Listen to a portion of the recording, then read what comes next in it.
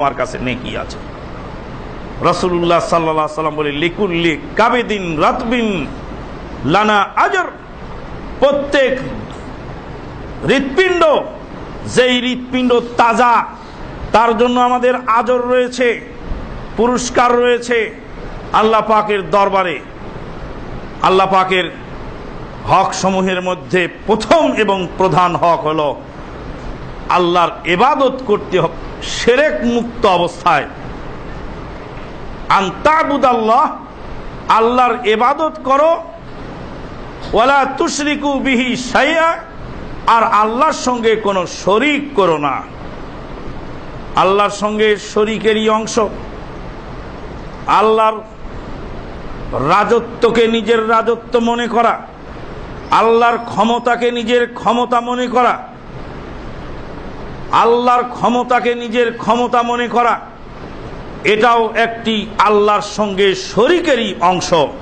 ওই জন্য হাসরের ময়দানে আল্লাহ পাক যারা ছবি অঙ্কন করেন তাদেরকে বলবেন, রুহু দাও, রুহু দাও, রুহু দাও। বানাতে পেরেছো ছবি, রুহু দিতে পারো না কেন? রুহু দাও। মানুষ বানানো আল্লাহর কাজ, তুমি বানালে কেন? প্রাণী বানানো আল্লাহর কাজ, তুমি বানালে কেন? গরু বানানো আল্লাহর কাজ, তুমি বানালো কেন? রুহু দাও। উটের ছবি এঁকেছো, রুহু দাও। মানুষের ছবি এঁকেছো, রুহু দাও। কঠিন শাস্তি হবে। আসাদ্দু আযাবান ইয়াউমাল কিয়ামাতিল মুসাউবিরুন, কিয়ামতের দিনে সবচেয়ে কঠিন শাস্তি হবে যারা ছবি অঙ্কন করবে তাদের। কেন?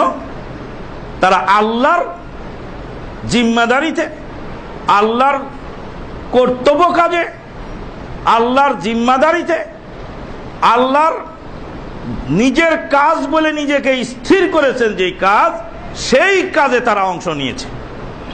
মানুষ বানিয়েছো, আমি একটা মানুষ বানিয়েছিলাম, তুমি দুইটা বানিয়েছো। ছবি দাও, ছবি বানাইছো, রুহু দাও। রুহু দিতে পারবে না মানুষ, আল্লাহ পাক আযাব দিতেই থাকবেন, কঠিন আযাব তাদের হবে। আল্লাহ রাব্বুল আলামিনের হক